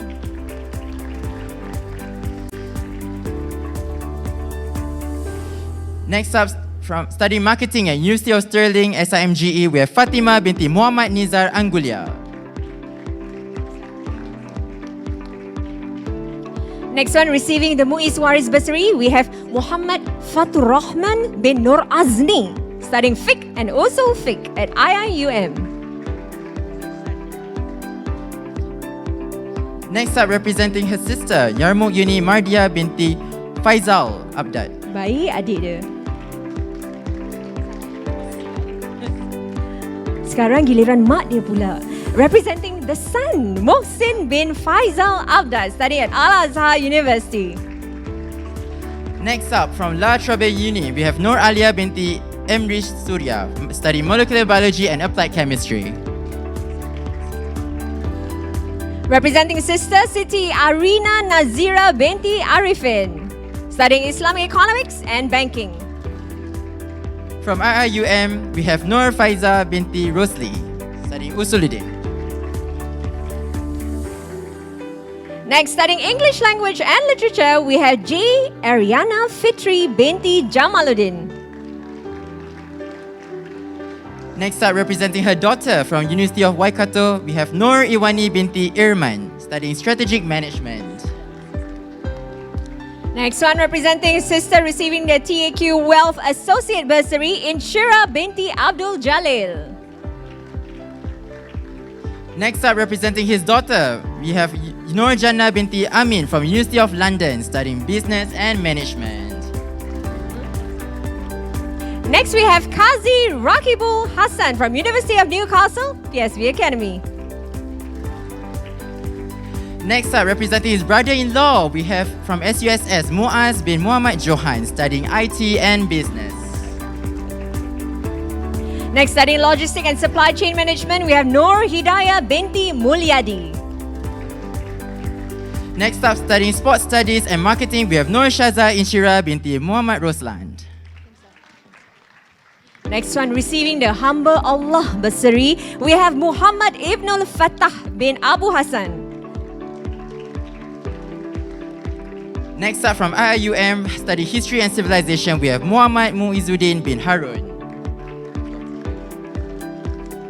Representing the daughter, Najiha binti Tajuddin, receiving the Muiz Waris Bursary, studying Usuluddin. From University of Wollongong, we have Nur Faika binti Abdul Hamid, study psychological science. Next, we have Muhammad Hafizuddin Al-Ashur bin Muhammad Darwis Musa, studying psychotherapy at SIT. Next up, from IIUM, we have Alfa Nuhla binti Muhammad Fazali, studying fiqh and usul fiqh. Next, we have Ulfa Nabila binti Muhammad Khalil, studying law, year 2. Next up from IIUM, we have Nurzul Hafiza Diana Putri Zulkifli, studying Fiqh and Usul Fiqh. Swan representing her sister, Nur Mustabshira binti Mustafa. Next up, representing her daughter, we have Nur Shafawani binti Masnawi from Al-Azhar University studying Sharia.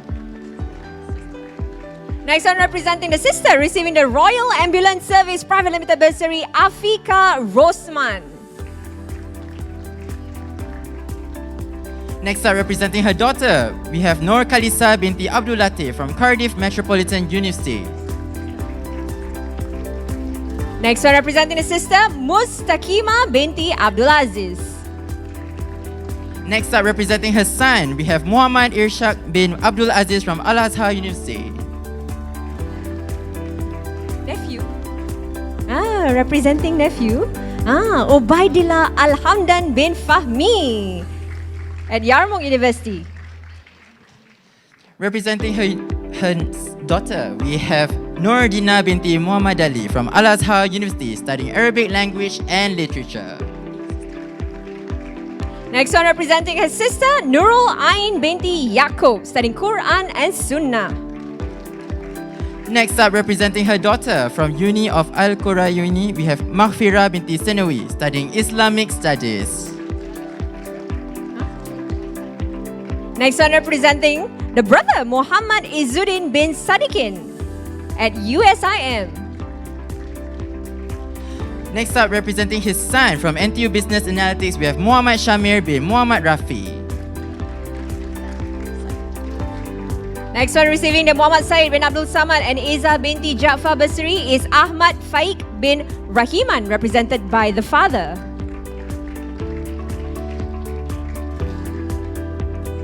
Next up from KUIS Information Technology, we have Nashatul Fikria binti Muhammad Fakrul Razi. Next, representing the sister, Umaira Zainal, studying Quran and Sunnah at UKM. Marha. Next up, studying Computer Science from University of Glasgow, we have Amir Hamza bin Bakri. Next, representing the daughter, Aisha Mufida Muhammad Khalim at Al-Azhar University. Silakan, Cik. Next up from IIUM, we have Nur Afifa binti Muhammad Khalim, studying Fiqh and Usul Fiqh. Studying Sociology and Anthropology, is representing her daughter, Nabila binti Muhammad Rizwan.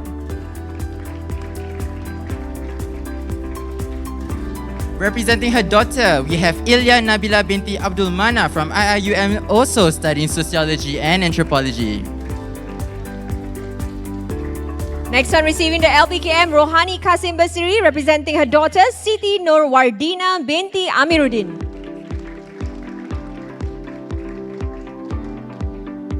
Next up, studying PhD in Psychology at IIUM, we have Nur Aini binti Abdul Hamid Abdul Wahab.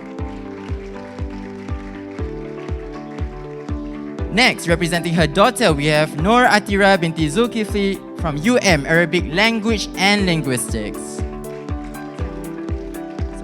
Next, we have the Trailblazer LHL Fun Bursary. We have Nur Afia binti Abdulaziz. Next up, representing his brother from Al-Azhar University, we have Reza Idani bin Zainal Abidin, studying Sharia. Also representing the brother, Muhammad Al-Malik bin Muhammad Latif, studying PhD in medicine. Next up from NTU Mathematical Sciences, we have Hin Ken Wee Darwin.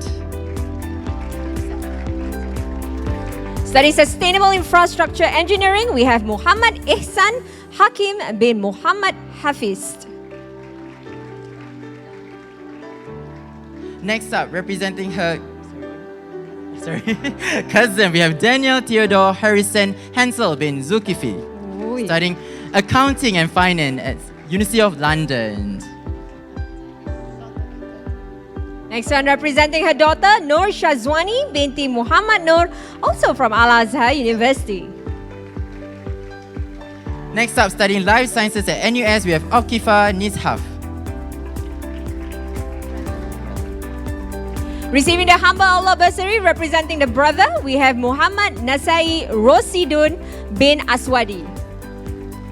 Next up, studying Smart City Management and Technology, we have Nurin Kistina binti Muhammad Ali from SMU. Next one, we have Arina Serafina binti Muhammad Jasmani, studying Business Analytics. Next up, studying Computer Science at University of London, we have Muhammad Shafiq bin Abdul Manaf. Next one, receiving the Petal Family Bursary, we have Ifa Diana binti Muhammad Kamal. Next up, from NUS Civil Engineering, we have Adam bin Johan. Next one, receiving the Rizwan Aziz Family Bursary, we have Abdul Hafiz bin Latif. Next up, representing her sister, we have Nabila binti Rahmat from Sultan Sharif Ali Islamic University. Representing her sister, we have Siti Nur Kuratu Ain binti Muhammad Noor. Next up, representing her son, we have Ahmad Indra bin Alif, studying Islamic University. Islamic Studies. Sorry. Next one, receiving the Haja Fatima binti Hamid Basri, we have Noor Nadia binti Abdul Malik, studying Computer Science. Next up, representing his nephew from Al-Azhar University, we have Salman Al-Hamdan bin Fahmi, studying Sharia. Next one, we have Fatin Nurul Farhana binti Mahad, studying Quran and Sunnah. From NTU Psychology, we have Noor Adiba Nasuha binti Muhammad Ghazali. Next one, we have Gan Ying Zin, studying International Business and Marketing. From SIT Accountancy, we have Nabila binti Muhammad Anwar. Next, receiving the Muhammad Ismail and Family Bursary, we have Nelly Norhana binti Mazlan. Next up, representing her cousin, we have Umama binti Muhammad Hussein from USIM, studying Quran and Sunnah. Next one, receiving is Siti Husniyati binti Kamsan. Apologies. Representing his brother from Al-Azhar University, we have Zul Fatli bin Latif, studying Usuluddin. Representing her daughter, Iza Shakira Harun, receiving the Khalida binti Khalidi Bursary.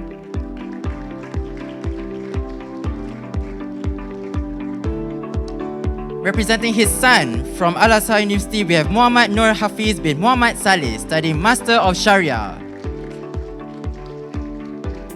Next, we have Muhammad Yasir bin Sadun, studying Law, Year 2.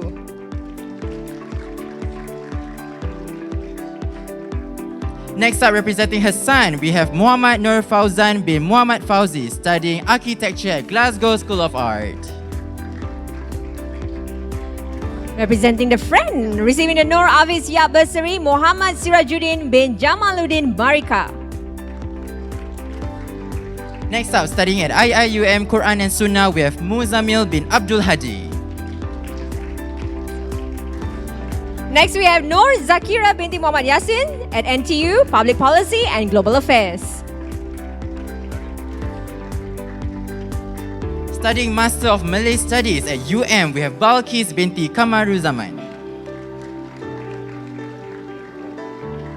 Representing the brother, Muhammad Azfa bin Sulaiman, studying Fiqh and Usul Fiqh.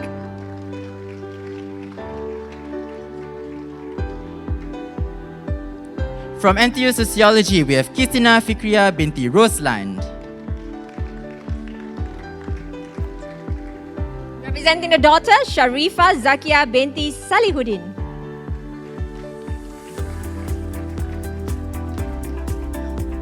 Next up, representing his son-in-law, we have Amirul Hakim bin Abdul Aziz, studying Fiqh and Judiciary at Bapak Sultan mentua. Sharif Ali Islamic University. Bapak mentua ambilkan Amin. Next up, we have Muhammad Iradi bin Ismail from Leeds Beckett University, MDIS. Next up, representing his son, we have Muhammad Abdullah bin Zaini from Yarmouk University, studying Usuluddin. Representing daughter, we have Madiha Sakina binti Maznan.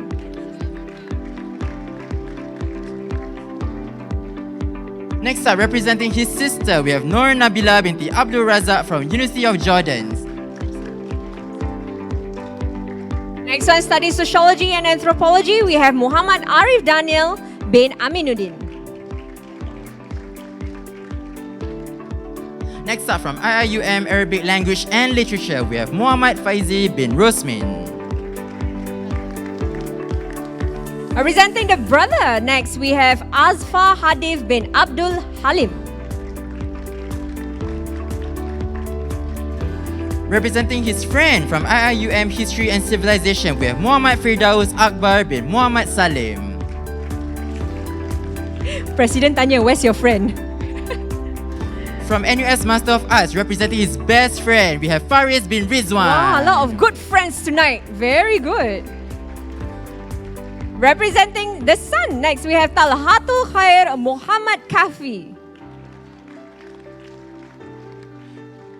Next up, representing his niece, we have Ibtihal Alhamdan binti Fahmi, studying Usuluddin from Yarmouk University. Wah, pakcik ni 3 kali naik atas stage bagus dia ambilkan semua untuk niece ya.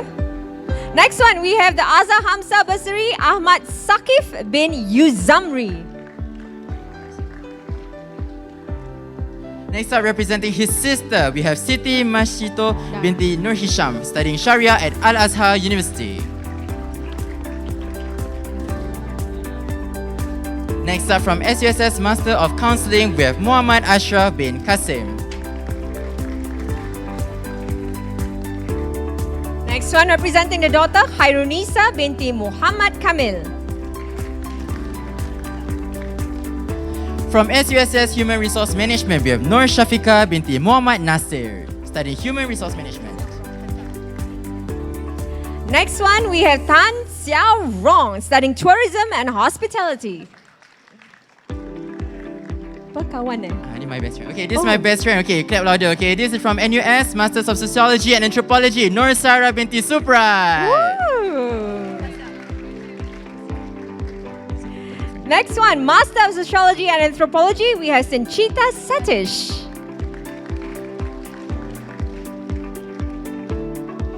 Representing his brother, we have Muhammad Haris bin Afandi from University of Jordan, studying Fiqh and Usul Fiqh. Next one, from Victoria University, we have Marha binti Saleh. From SUSS Sports and Physical Education, we have Nur Afika binti Muhammad Dahlan. Next one, the Dr. Ziba Namazi Bursary is awarded to Azizur Rahman bin Muhammad Zaini. Next up, representing his daughter, we have Nur Hanisa binti Hasim, studying Master of Communications at University of Wyoming. Representing the niece, Siti Zu Raifa binti Muhammad Kamaruddin, Chemistry, NUS Year 2. Studying Usuluddin and Comparative Religion, we have Muhammad Lutfi bin Muhammad Lim. Oh, ada peminat Next one, we have Muhammad Nasrullah Tajuddin, studying Communications, Year 4 IIUM. From IIUM, Fiqh and Usul Fiqh, we have Muhammad Hafizuddin bin Saini. Receiving the Pearl Gas Bursary on behalf of the friend, Muhammad Abdul Razim bin Abdul Samad. From NTU Linguistic and Multilingual Studies, we have Muhammad Arif bin Kamaruddin.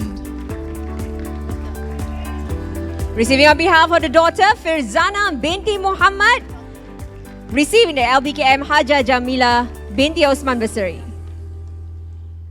Next up, representing his daughter, we have Sorfina binti Ramlan, studying Arabic language and Islamic literature at USIM. Next one, we have Nur Sofia Arifa binti Muhammad Ghazali. Studying Accounting and Finance at Murdoch University, we have Nurin Firzana binti Muhammad Fazia. Next one, we have Harika Ravindran studying biomedical science. Next up, studying banking and finance at University of London, we have Gayatri Ravindran. Representing the Sun, we have Muhammad Azri Hattar, receiving the Muiz Waris Bursary. Next up, studying safety, health and environmental management, we have Sheikh Muhammad Fadlil bin Sheikh Farid Al Junid from Leeds Beckett University. Representing the Sun, we have Muhammad Abdur Rashid bin Wahab. Representing his sister, we have Putri Fatin binti Sazali from studying professional Malay language. Oh yeah, okay. Next one, we have Nabila binti Sharonizam studying biomedical science. Studying law at IIUM, we have Seri Munira binti Salim. Next, we have Noor Hidayah binti Salim studying humanities and sciences at NUS. Representing her friend, we have Noor Nabila binti Matlan from Human Resource Management at KUIS. Representing the Sun, Muhammad Shukri bin Muhammad Tahir receiving the Masjid Qasim Bursary. From Sultan Sharif Ali Islamic University, we have Noor Hafiza binti Hadar studying Usuluddin. Next, we have Muhammad Abu Ubaidah bin Muhammad Azali, NUS Data Science and Analytics. Next up, from NUS Material Science and Engineering, we have Muhammad Uwais bin Muhammad Azali. Receiving on behalf of the brother, receiving the Dr. Abdul Aziz bin Muhammad Ali Suja Bursary is Madir bin Ahmad Tugiman.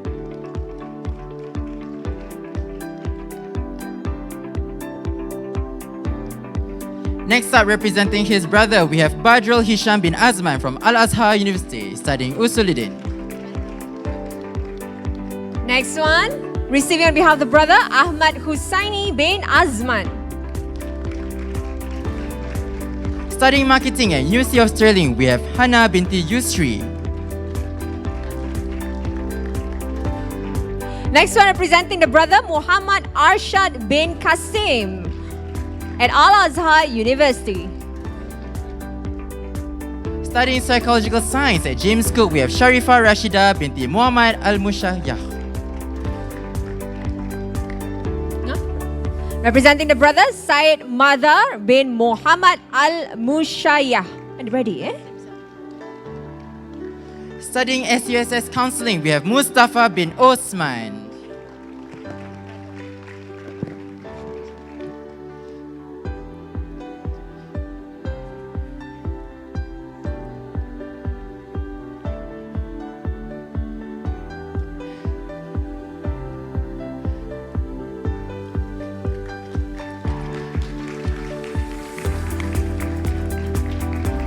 From University of Malaya, we have Muhammad Hazim bin Muhammad Yassin studying Fiqh and Usul Fiqh.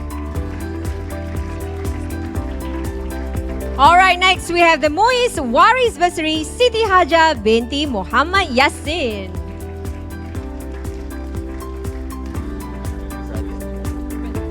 Representing her brother, we have Muhammad Nur Khalis bin Hosnan studying Halal Industry at USIM. Wow, halal industry. Next, we have Sugianto bin Suryono, Master of Asian Studies at NTU. Studying Master of Information Studies at NTU, we have Muhammad Fazirul bin Muhammad Isnan. Representing the daughter, Anissa Abdullah, Environmental Sciences, University of Waikato. Studying International Business at RMIT University, we have Sharif Ridwani bin Muhammad Said. Representing the daughter, Siti Nurul Amira binti Sadun, receiving the Almarhum Muhammad bin Alamdin Bursary. Muhammad bin Alamdin is actually my late teacher in Tanjung Katong.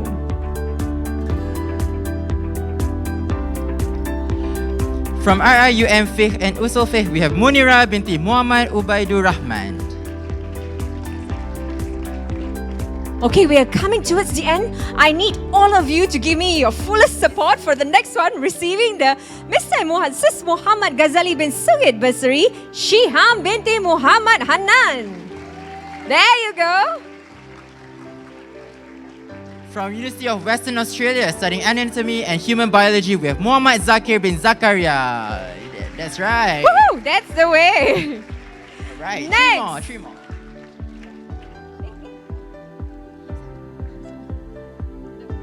Muhammad Ihsan bin Sazali. I belum panggil you nama, you dah jalan. Tak apa, silakan. Terima kasih. Well done. Congratulations. Right. Next one. Representing her daughter, his daughter, we have Nur Shakina binti Muhammad Nur, studying law at Batam University. Receiving on behalf of the friend, Nur Nadia binti Matlan, studying nursing year 1. Our final recipient of the evening, representing his son, from SMU, we have Brandon Yo Wen Yun, studying Master of Applied Finance. Woo! Woo! That's it. All right. Thank you so much, Dr. Saharan and Mr. Juanda. Dr. Saharan, we'd like you to, however, remain on stage to present tokens of appreciation. We would like to give our sincere thanks to our speaker, Darren Mark. Right. Please give a round of applause to Darren Mark for your insightful sharing tonight. Thank you.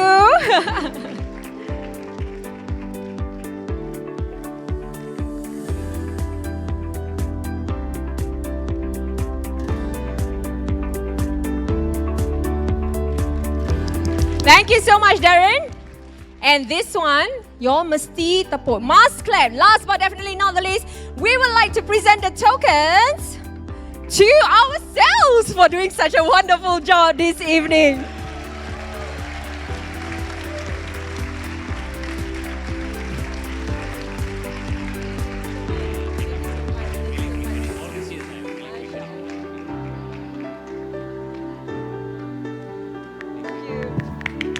All right.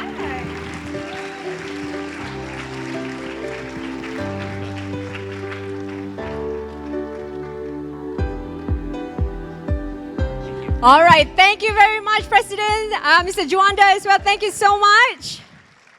And with that, we have come to the end of today's ceremony. Yes. So thank you very much, everyone, for coming here today, as well as a big thank you to all our volunteers who have worked tirelessly to make this event a success. That's right. Thank you to LBKM for entrusting us with this amanah, and we hope we have done you proud. I am Shahida. And I'm Narazim, and we'll see you again next year, inshallah. Have a great evening ahead. Thank you, everyone.